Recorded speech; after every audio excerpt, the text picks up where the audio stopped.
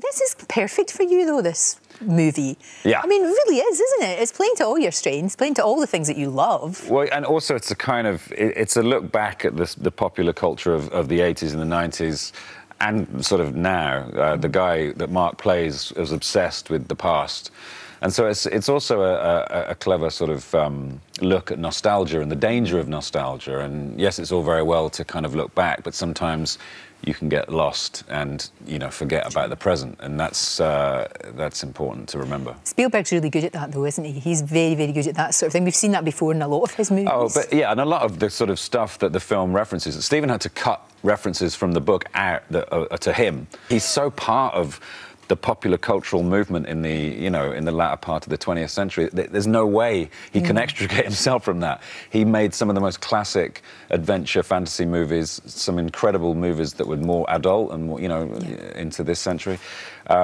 He's part of the fabric, you know. You have done incredibly well. I mean, crazily well. You know, Tom Cruise loves you. He's you know, he's sung your praises. He won't stop ringing. I know, it must get very, very tiresome. Very tiresome. One of your movies made the Queen cry, I believe. The Narnia one. The Narnia one, yes. There was a royal tear at the end and she was wearing 3D glasses at the time, which to get the Queen to do that. Yes. That's lovely, we like that. Now, where's home?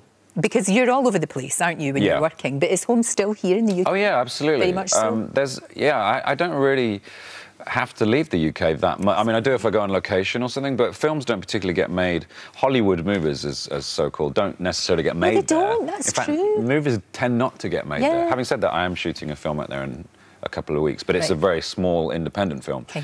Most films get made in other states in America because, for tax reasons, Georgia, New Mexico, or they come to the UK. We have the most amazing crews, studio facilities, Pinewood, Leavesden, Star Wars gets filmed here, Ready Player One was filmed here, Mission Impossible is filmed here. That studio... So it's near your house? It's 25 minutes from my house. It's so convenient. You've cracked it. I know, You've absolutely I feel very lucky, yeah. No, it's fantastic. Yeah. Are you going to be working with Nick again? Because you and Nick Frost work so well together. Oh, yeah, we've got a new film coming out called Slaughterhouse Rules, which is a horror comedy, which is mainly a young cast. It's about a public school that gets sort of beset by a strange creature. Okay. But Nick and I are both in it in sort of teacherly roles, along with Michael Sheen as well. And, oh, I love him. He was on the show recently. What a great guy he is. He's he really fantastic. He's really good. And we always get told we look the same, me and Michael. In The World's End, there is a pub sign, which is my face as King Charles. And Michael came to the premiere in LA, and he came up to me afterwards and said, "Was that me in that picture?" I'm like, "No, it's me." That's you. So we had to do a film together to establish that we're separate people. That you are actually separate. It's not the same person. It's because of our little noses. So we will see you March 29th, I think we can see the movie here? Yes. Excellent. It's extraordinary. It's a film that has to be seen big and in 3D as well, because it's such an immersive world. It's a film that lends itself to that, you know. So get the biggest screen and your biggest goggles, because it's something else. Simon, thank you very much. Lorraine. Great to see you. Thank you so much. Great to see you too.